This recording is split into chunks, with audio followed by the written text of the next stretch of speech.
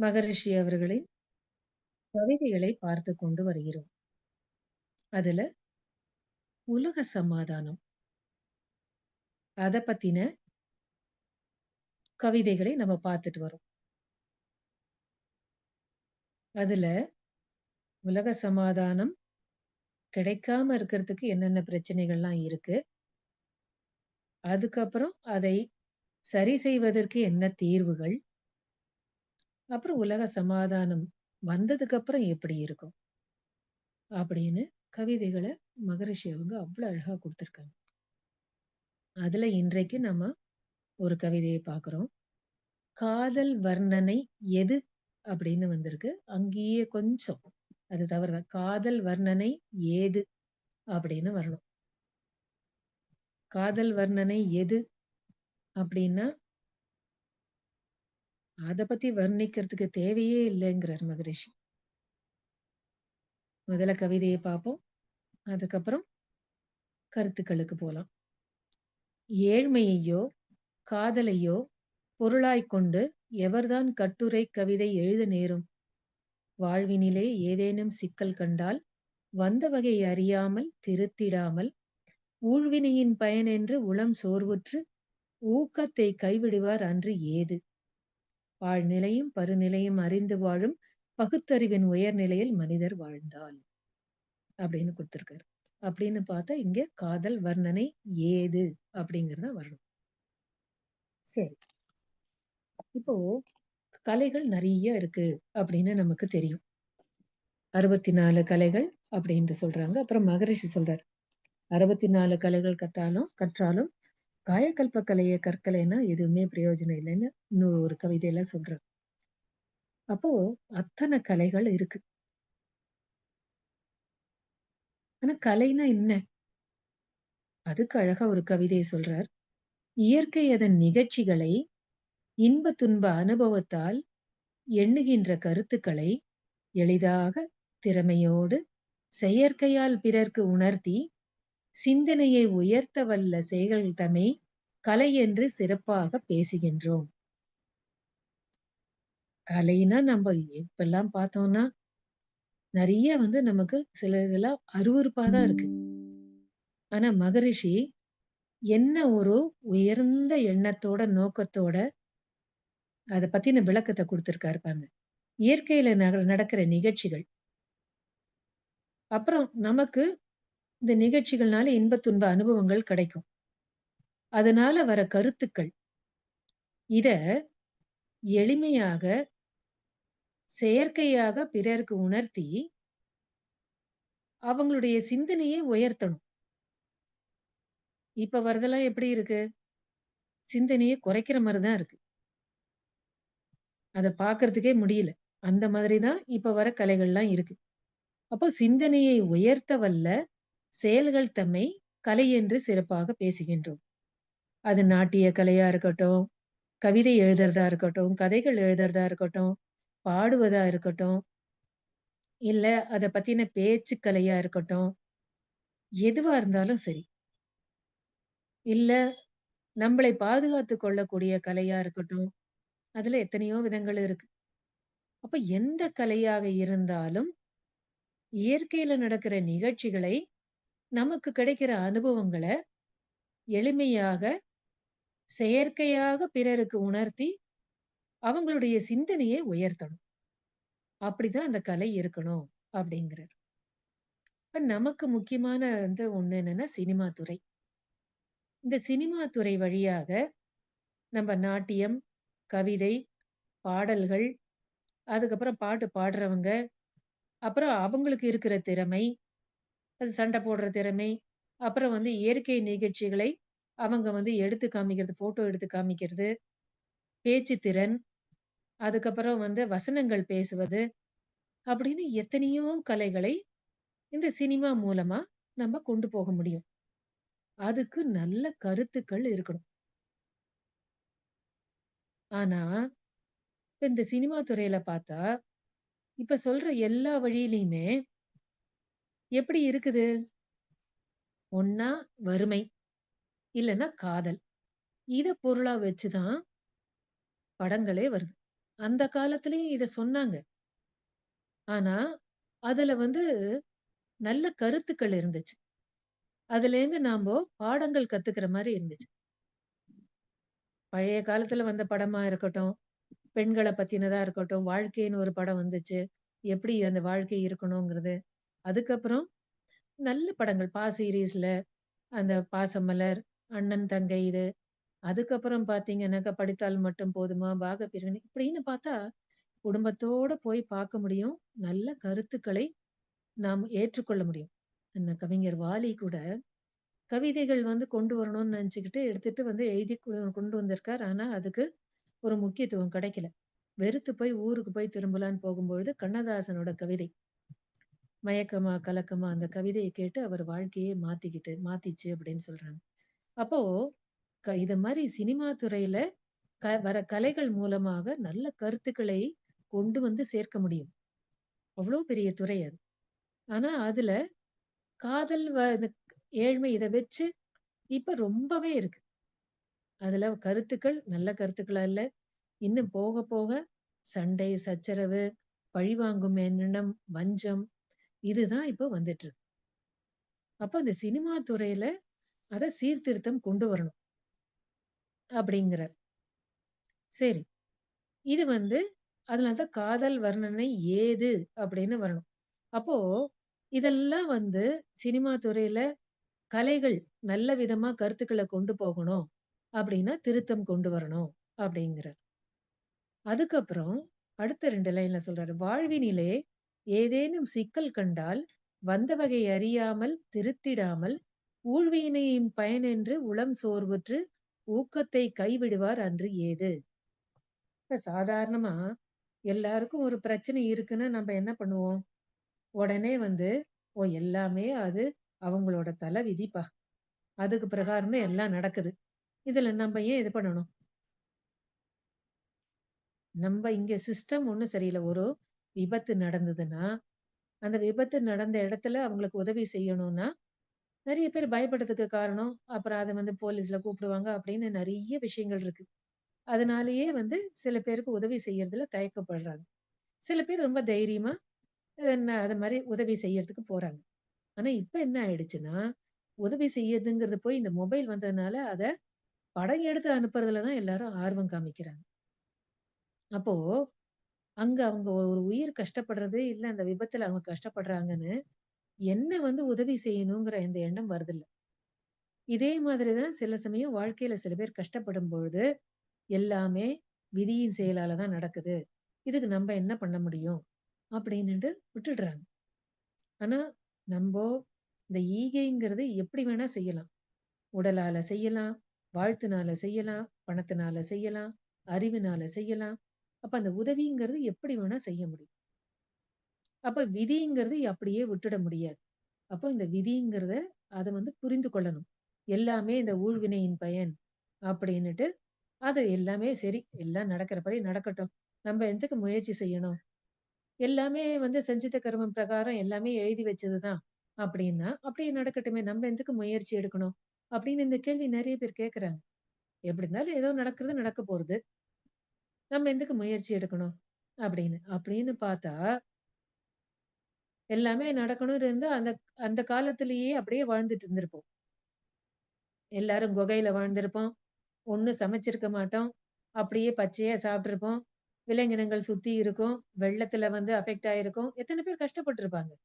ஆனா, இத வந்து மதியால மாற்ற முடியும்னு நெறைய பேர் அறிவு நிலையில உயர்ந்தவர்கள் அவங்கவங்க அங்கங்க கண்டுபிடிச்சிருக்காங்க. இன்னும் கண்டுபிடிச்சுட்டே வராங்க.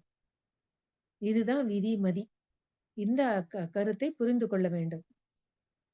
இயற்கை அதன் நிகழ்ச்சிகளை விதி என்கிறோம். எண்ணத்தின் செயல் வகையை மதி என்கிறோம். இயற்கை நிகழ்ச்சிகள் பஞ்சு, இரும்பு என்றால், இவை மதியால் ஆடை, ஆயுதங்களாச்சு. எவ்வளவு அழகா அந்த இத சொல்றாரு பாருங்க. விதிக்கும், மதிக்கும் அந்த கருத்து. இயற்கை நிகழ்ச்சிகள் விதி. இப்போ பஞ்சு, அது விளைச்சல். இரும்பு உலோகம் கிடைக்குது. ஆனா, அத என்ன பண்றோம்? மதியால அத ஆடையா நெய்து, நம்ப வந்து அத உடுத்திக்கிறோம். அதே மாரி இரும்பு, அத ஆயுதங்களா நம்ம பயன்படுத்தி நம்ம வாழ்க்கைக்கு உபயோகப்படுத்துறோம். பறவையை கண்டான் விமானம் படைத்தான். அப்போ எல்லாமே ஒரு கப்பலா இருக்கட்டும், விமானமா இருக்கட்டும், இல்ல ட்ரெயினா இருக்கட்டும், எல்லாமே விதின்னு இருக்கிறது போயி அவங்கவங்க சூழ்நிலைக்கு ஏத்த மாதிரி, இத மதியால எப்படி எளிமையா நம்ம வாழ்க்கையை இன்னும் கொஞ்சம் அத நம்மளுடைய உற்பத்தி திறனை அதிகப்படுத்திக் கொள்ள முடியும். நம்மளுடைய நேரத்தை நல்ல விதமாக செலவு செய்ய முடியும். அதுக்கு நமக்கு நம்மளுடைய நேரத்தை குறைத்து அல்லது சௌகரியங்களை அதிகப்படுத்திக் கொண்டு எப்படி எப்படியெல்லாம் நம்போ இயற்கையின் நிகழ்ச்சிகளை மாற்றி அமைக்கக்கூடிய செயற்கை கருவிகளை நாம் உற்பத்தி செய்ய முடியும்னு தான் இப்போ எல்லாரும் யோசிக்கிறாங்க. அப்போ இதுதான் இயற்கை நிகழ்ச்சிகள் விதி. அத மதியால இப்படி இப்படி மாற்றிக்கொள்ள முடியும். இயற்கையினை அறிந்த அளவறிவின் மேன்மை, இதை அறிந்தால் விதிமதியின் குழப்பம் போகும். அப்ப இந்த மாரி ஒரு சோர்வு இருக்காது. எல்லாமே ஊழ்வினை பயனால தான் நடக்குது. அப்படின்னு ஊக்கத்த விட்டுற மாட்டாங்க. இயற்கையின்றி எந்த நிகழ்ச்சி உண்டு சொல்வீர்? எண்ணமின்றே இயற்கைக்கு சிறப்பு ஏது? அப்ப எண்ணம் தான் நல்ல எண்ணங்களா இருக்கணும். அது வலுவுடையதா இருக்கணும். அப்ப இந்த எண்ணங்கள் தான் எண்ணமே வாழ்க்கையின் சிற்பி அப்படின்ட்டு மகரிஷி சொல்றாங்க. அப்ப அந்த எண்ணங்கள் தான் அந்த விதியை மதியால மாத்துது. அப்ப இந்த மாதிரி அந்த ஊழ்வினை அப்படிங்கிற அந்த இத நம்ப எல்லாமே ஊழ்வினை பயன்னு நினைக்காம, இத எப்படி நாம மாற்ற முடியும்? அங்கங்க தேவைக்கு ஏற்ற மாரி எப்படியெல்லாம் நம்ம உதவி செய்ய முடியும்? அவங்களுடைய வாழ்க்கை பாதையை எப்படி மாற்ற முடியும்? அப்படின்னு யோசிக்கணும். ஆனா இது 2ம் நடக்கணும்னா, அப்ப அதுக்கு நம்ப என்ன செய்யணும்? பாழ்நிலையும், பருநிலையும் அறிந்து வாழும் பகுத்தறிவின் உயர்நிலையில் மனிதர் வாழ்ந்தால். அப்போ நம்மளுடைய அறிவு நிலையை உயர்த்திக் கொள்ள வேண்டும். பகுத்தறிவு பகுத்தறிவில் தொகுத்துணர்வு பண்பாட்டை உயர்த்தட்டும் அப்படின்னு சொல்றார். அப்போ இந்த பகுத்தறிவு எல்லாவற்றையும் பிரித்து பார்க்கும் தன்மை.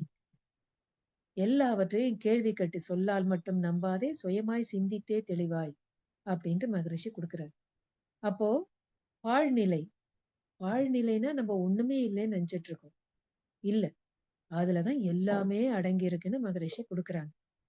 அப்போ இந்த சுத்த வெளி நம்மளுடைய மூலம் என்ன? எல்லா செயல்பாட்டுக்கும் மூலம் எது? அப்புறம் பருநிலை பொருட்கள் எல்லாமே பொருள் பொருள் பொருள்னு நம்ம பார்க்கிறோம். பொருள்கள், நபர்கள் அப்படின்னு பார்க்கிறோம். எது உண்மையான பொருள்? எது மெய்ப்பொருள்? அப்ப நம்ம பார்க்கிறதெல்லாம் என்ன? இதெல்லாம் நிகழ்ச்சி தான். அப்படின்னு அந்த நிலைக்கு நாம உயர்த்திக் கொள்ள வேண்டும். அப்படின்னு சொல்றார். அப்போ இதுக்கு இந்த பிரம்மஞானம் தான் உதவி செய்யுது. அததான் நமக்கு குடுக்குறாங்க. எல்லாவற்றிற்கும் மூலம் சுத்தவெளி. அதனுடைய தன்மை என்ன அப்படின்னுட்டு வற்றாயிருப்பு, பேராற்றல், பேரறிவு, காலம் என்னும் வளம் 4ம் ஒன்றிணைந்த பெருவெளியே தெய்வமாம். ஆணித்தரமா சொல்றார். தெய்வமாம். தெய்வமாக இருக்கும் அப்படின்லாம் எழுதல. தெய்வமாம் அப்படின்னு ஆணித்தரமா சொல்றார். அப்போ அதனுடைய தன்மை என்ன? வற்றாயிருப்பு, பேராற்றல், பேரறிவு, காலம். இன்னும் வளம் 4ம் ஒன்றிணைந்த பெருவெளியே தெய்வமாம். வற்றாத இந்நான்கும் விண்முதல் ஐம்பூதங்கள் வான்கோள்கள் உலகம் ஓர் அறிவு முதல் ஆறாம். வற்றாது பெருகி வரும் வளர்ச்சியே தன்மாற்றம் வந்தவை அனைத்திலும் சீரியக்கம் இயல்பூக்கம் வற்றாது பெருகும் பேரண்டத்தில் உயிரினத்தில் வழுவாத செயல் விளைவு நீதியை கூறுதலரும் உண்மை உண்மை. அப்படியே உண்மை உண்மைன்னு சொல்லிட்டார். அப்போ 4 தரங்கள் 3 திறன்கள் தன்மாற்றம் இயல்பூக்கம் கூறுதலறம். அதோட அதற்கு ஒரு இறுக்கத்தன்மை இருக்கு. தன்னைத்தானே இறுக்கிக் கொள்றது. சூழ்ந்தழுத்தும் ஆற்றல் இருக்கு. அதனாலதான் இத்தனை நிகழ்ச்சிகளும் நடக்குது. அப்புறம் அதுலயே இந்த தன்மாற்றம்ங்கிறது இருக்கிறதுனால 5 பௌதீக பிரிவுகளாகி விண் முதல் 5 பௌதீக பிரிவுகளாகி அதுல காந்தம்ங்கிறது ஒன்று உருவாகி அது அழுத்தம், ஒலி, ஒளி, சுவை, மனம் அப்படின்னு பௌதீக பிரிவுகள்ல மாற்றம் பெற்று இந்த 5 பௌதீக பிரிவுகள் ஒரு விகிதாச்சாரத்துல இருக்கும் பொழுது அங்க ஓரறிவிலேருந்து 5 அறிவு விலங்கினங்கள் வரை அதுக்கப்புறம் 6 அறிவு மனிதனாக வந்திருக்கிறோம். அப்ப இது எல்லாவற்றிலுமே 5 வித தன்மாற்றங்களோட மனம் அப்படிங்கிற அந்த 6வது தன்மாற்றமும் அதுக்கப்புறம் மனிதன்னு வரும்பொழுது, உயர்ந்த நிலையில நம்ம எங்கேருந்து வந்திருக்கோம்? அப்படிங்கிற மாரி நான் வந்ததுக்கப்புறம், விலங்கின பதிவுகளோட விலங்கினமாவே வாழாம, விலங்கினத்திலேருந்து மனிதனா மாறி, மாமனிதனாக மாறுவதற்கு, இத பத்தின விளக்கங்கள் எல்லாம் நாம் தெரிந்து கொள்ள வேண்டும். அதற்கு அந்த பகுத்தறிவை வளர்த்துக் கொள்ள வேண்டும். அப்படி வளர்த்துக்கிட்டா தான், நம்ப எந்த கலையா இருந்தாலும், அதுல நல்ல கருத்துக்களை கொண்டு வரக்கூடிய ஒரு பக்குவம் வரும். இல்லன்னா, உணர்ச்சி நிலையிலேயே போயி, அப்படியே பிரச்சனைகள கொண்டு வரும். அதனால தான் சொல்றேன். இப்ப சினிமான்னு எடுத்துக்கிட்டா என்ன இருக்கு? உணர்ச்சிகளை தூண்டுற மாரி தான் வசனங்கள் இருக்கு. அதுல நடிக்கிறவங்க எல்லாருமே அப்படிதான் இருக்காங்க. அதான் சொல்றாரு. "அலங்காரம் வேண்டாம்" அப்படின்னு ஒரு கவிதையில சொல்றார். "பூச்சிகளை கொன்று எடுக்கும் பட்டு வேண்டாம். பூவகைகள் உற்பத்தி தொழிலாய்க் கொள்ளும். பூவ கூட துன்புறுத்தாதீங்கங்கிறாரு. அத வந்து பறிச்சு, அத வந்து தொழிலா இருக்கிற அது கூட வேண்டாம். ஏன்னா அதுவும் ஒரு உயிரினம். ஆச்சரியம் ஏனோ ஆராய்ந்து பாரீர். அலங்காரம் செய்து பிறர் மனதை ஈர்க்கும். நீச்ச குணம் யாருக்கு அன்று இருக்கும்? அப்போ இந்த நிலையில உயர்ந்துட்டோம்னா, பகுத்தறிவு உயர்ந்த நிலை நாம எங்கேருந்து வந்திருக்கோம்? என்ன பர்ப்பஸுக்காக வந்திருக்கோம்? எத நோக்கி போகணும்? அப்படின்னு வாழ்க்கையில இந்த மாற்றங்களை கொண்டு வந்தா, அப்போ இந்த அலங்காரம் செஞ்சுகிட்டு இன்னொருத்தர கவரணும். அப்படிங்கிற இந்த நீச்ச குணம் யாருக்கு இருக்கும்? ஒருத்தருக்கு இருக்காதுங்கிறார். நித்திய அனித்தியங்கள் அறிந்து எண்ணம், பேச்சு, செயல் இவை 3ம் ஒன்றுக்கொன்று பிறழாது செயல்படுத்தும் அக்காலத்தில் அப்படிங்கிறார். அப்போ இதெல்லாம் உணர்ந்துக்கிட்டோம்னா, வந்த வழி என்ன? எந்த மூலத்திலேருந்து வந்திருக்கோம்? அப்படின்னு அத உணர்ந்துகிட்டே வரும்பொழுது, ஜாதி, மதம், நாடு, மொழி, இனம் இதெல்லாம் தாண்டி எல்லாரும் ஓர் இனம், எல்லாரும் ஓர் குலம், எல்லாரும் இந்நாட்டு மன்னர் அப்படிங்கிற அந்த எண்ணம் தான் வருமே தவிர, பாகுபாடு இருக்காது. அப்போ எல்லாரும் ஒத்து உதவி வாழக்கூடிய அந்த தன்மை வரும். அதுக்கப்புறம் இந்த பொருள் அப்படின்னு ஏன் நம்ம இத வச்சிருக்கோம்? எல்லாமே இந்த ஜாதி, மதம் இத வச்சு தான் அந்த பொருள் தன்மையெல்லாம் வந்திருக்கு. ஆனா, இந்த பகுத்தறிவுல நாம போகும்பொழுது, பொருள், நிகழ்ச்சி என்ற இரு கணக்கு கொண்டு பேரியக்க மண்டலத்தை எண்ணிப் பார்க்க, அருள் நிலையாம் சுத்தவெளி பொருளாம் காணீர். அது ஒண்ணு தான் உண்மையான பொருள். மற்றதெல்லாம் நிகழ்ச்சிகள் தான். மாறிக்கொண்டே இருக்கும். அப்படிங்கிற அந்த ஒரு எண்ணம் வரும். உயர்ந்த எண்ணம் வரும். மெய்ப்பொருள் அது ஒண்ணுதான். சுத்த வெளி தான் மெய்ப்பொருள். நம்ப எல்லாருமே முதல்ல குழந்தையா பொறக்குறோம். அதுக்கப்புறம் வளர்ந்துகிட்டே போய் கடைசியில வயதாகி, முதியோராகி, அதுக்கப்புறம் மறுபடியும் அந்த சைக்கிள்லயே போறோம். அப்போ நம்மளோடது எல்லாமே மாற்றம் தான் நிரந்தரம். எதுவா இருந்தாலும். அப்ப எல்லாமே அதெல்லாம் நிகழ்ச்சிகள் தான். உண்மையான பொருள்ங்கிறது மெய்ப்பொருள் ஒன்றுதான். பொருள் நிகழ்ச்சி என்ற இரு கணக்கு கொண்டு பேரியக்க மண்டலத்தை எண்ணிப் பார்க்க அருள் நிலையாம் சுத்தவெளி பொருளாம் காணீர். அதன் எழுச்சி அறிவு ஆகும். இதே நிகழ்ச்சி உருள் விரைவாய் அறிவெழுந்து விண்ணென்றாச்சு. உற்ற பருமன் விரைவு காலம் தூரம் திரள் நான்கும் முதல் அலகு சுழல் அலையாம். தேர்ந்து உணர அதன் விரிவு அலையே காந்தம். அதுக்கப்புறம் அது தன்மாற்றம் பெற்று அழுத்தம், ஒலி, ஒளி, சுவை, மனம் உயிரினங்கள்ல மனமாக ஆறாவது தன்மாற்றம் பெற்று இந்த நிகழ்ச்சிகள்லாம் நடந்துட்டு இருக்கு. அப்ப எல்லாமே மாற்றம் பெற்றுக்கிட்டே தான் இருக்கும். அப்படின்ட்டு சொல்றாரு. சரி. அப்ப இந்த மாதிரி ஒரு உயர்ந்த நிலைக்கு போகும்பொழுது, சினிமாலயும் நம்ம சீர்திருத்தத்தை கொண்டு வர முடியும் அப்படிங்கிறார். எப்படி? பெண்ணுக்கு மதிப்பு தந்தும், பெண்ணுக்கு மதிப்பு தந்தா, நம்ப குழந்தை அந்த மாரி நடிக்க போனா நமக்கு எவ்வளவு வருத்தமா இருக்கும். ஆனா, இப்ப எடுக்கிற படம் எடுக்கிறவங்கலாம் மத்தவங்கள வச்சு எடுக்குறாங்க. ஓகே சில பேர் அந்த மாரி வந்து அவங்க நடிக்கிறதுக்கு ரெடியா இருக்காங்க. அதுவும் இருக்குது. ஆனா சில பேர் அந்த மாரி நடிக்க வந்துட்டு, அதுக்கப்புறம் அத மறப்பதற்கு போதைப் பொருளுக்கு அடிமையாராவும் ஆகுறாங்க. அப்போ இந்த மாதிரி ஒரு நிலையில இருக்கணுமா? அப்புறம் அந்த மாரி நடிக்கிறவங்கள பார்க்கும்பொழுது, ஒரு உயர்ந்த எண்ணமா வரும். தான் ஒரு கூட்டத்துல போகும்பொழுது, தன்னை இப்படியெல்லாம் பார்த்தாங்க, இப்படி தன்கிட்ட நடந்துக்கிட்டாங்க அப்படின்னா, அப்படிதான் அந்த எண்ணம் அப்படிதான் போகும். உணர்ச்சி நிலையில தான் போகும். எப்படி ஒரு மதிப்பு வரும்? அதே வந்து உயர்ந்த படிப்பு அறிவு இருக்கிறவர் வந்தாலோ, இல்ல வந்து நாட்டு தலைவர்கள் வந்தாலோ, அவங்க கிட்ட எப்படி நடந்துக்கிறாங்க? ஒரு மதிப்பு குடுத்து நடந்துக்கிறாங்க. அப்போ எங்க அந்த கவர்ச்சி அதெல்லாம் இருக்கோ, அலங்காரம்லாம் இருக்கோ, அங்க மதிப்பு இருக்காது. அதுதான் சொல்றாரு. அப்போ பெண்ணுக்கு மதிப்பு குடுக்கணும். மதிப்பு குடுத்தா, எந்த ஒரு டைரக்டரா இருந்தாலும் அந்த பெண்ணுக்கு மதிப்பு குடுத்தா, இப்படியெல்லாம் அவங்க ஆடைய உடுத்தி, இந்த மாரி ஒரு சுயநலத்தோட படம் எடுக்கக்கூடிய எண்ணம் வரும்? வராது. அப்போ அவங்க தன்னுடைய எண்ணத்தை உயர்ந்த நிலைக்கு கொண்டு போகணும்.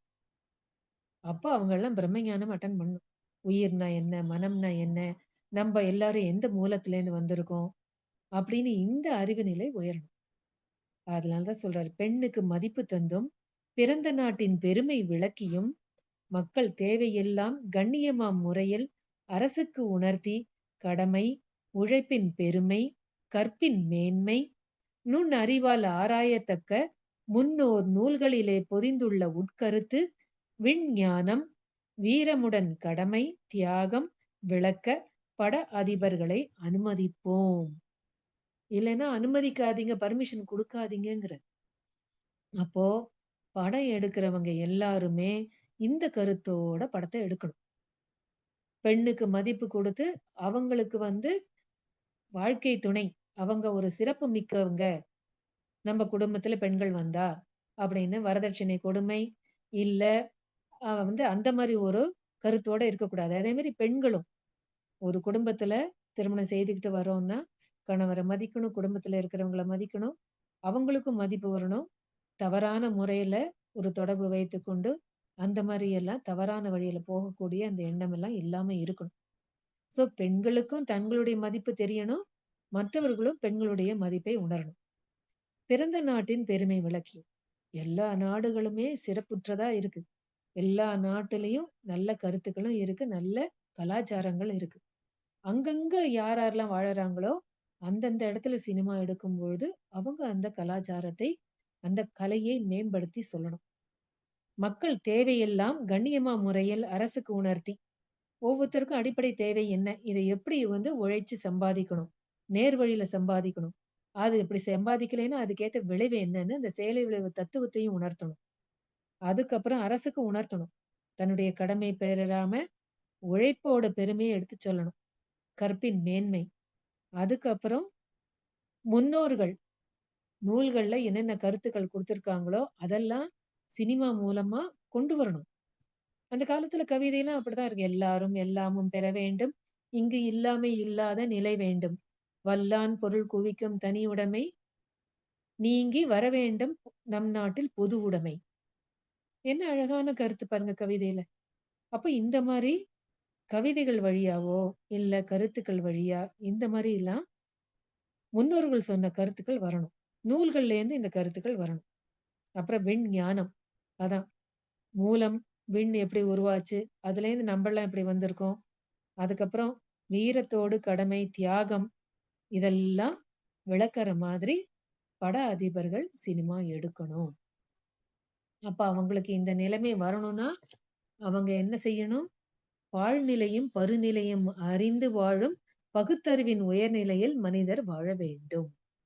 அப்ப எல்லாருமே இத இந்த பொறுப்பை உணர்ந்து கொள்ள வேண்டும். அப்போ எல்லாரும் மனவளக்கலைக்கு வரணும். மகரிஷியோட பிறந்த நாள் அன்னைக்கு பேராசிரியர் ராமச்சந்திரன் அவங்க சொன்னாங்க. நீங்க எல்லாரும் கேட்டிருப்பீங்க. ட்ரம்ப்லேருந்து உலக தலைவர்கள்லேருந்து எல்லாரும் மனவளக்கலைய கத்துக்கணும் அப்படின்ட்டு சொன்னார். அப்போ அவ்வளவு கருத்துக்கள் மகரிஷி அவங்க குடுத்திருக்காங்க. எல்லா நாட்டினருக்கும், எல்லா தலைவர்களுக்கும், எல்லா மக்களுக்கும், எல்லா துறைகளுக்கும் பிரச்சனைகள் என்ன? தீர்வுகள் என்ன? அதை எப்படி கொண்டு வரணுங்கிற அத்தன வழிமுறைகளை மகரிஷி அவங்க குடுத்திருக்காங்க. ஆரம்ப நிலையில நமக்குள்ள அமைதி வரணும்னா, அதுக்கு வேண்டிய பயிற்சி முறைகள், குடும்பத்துல அமைதி, சமுதாயத்துல அமைதி, அதுக்கப்புறம் உலகளாவ மனம் விரிவதற்கு வேண்டிய அத்தன பயிற்சிகளை நமக்கு மகரிஷி குடுத்திருக்காங்க. இந்த கருத்துக்கள் எல்லாம் நம்ப இந்த மாதிரி கவிதைகள் இதெல்லாம் படிக்க படிக்க, நமக்கு மகரிஷியோட அந்த உயர்ந்த தன்மை நாம புரிந்துக்கிறோம் மறுபடி. எவ்வளோ அழகான ஒரு அருமையான உயர்ந்த நிலையில இருக்கிற உயர்ந்த ஆன்மாவாக உயர்ந்த ஆன்ம தன்மையை பெற்று ஒரு உயர்ந்த நிலையில பகுத்தறிவு, தொகுத்தறிவு அதை கொண்டு இத்தனை விளக்கங்களை கொடுத்த ஒரு குரு நமக்கு கிடைச்சிருக்காரு பாருங்க. இதுக்கெல்லாம் நம்ம புண்ணியம் செஞ்சிருக்கோம். இந்த கருத்துக்களை, இந்த பயிற்சிகளை நாம் செய்து இந்த கருத்துக்களை மற்றவர்களுக்கு எப்படி கொண்டு போகணும் அப்படிங்கிறத நம்ம எல்லாருமே முயற்சி எடுத்துட்டு இருக்கோம். அதே வழியில நாம செய்வோம். வாழ்க வளமுடன். அனைவருக்கும் நன்றி.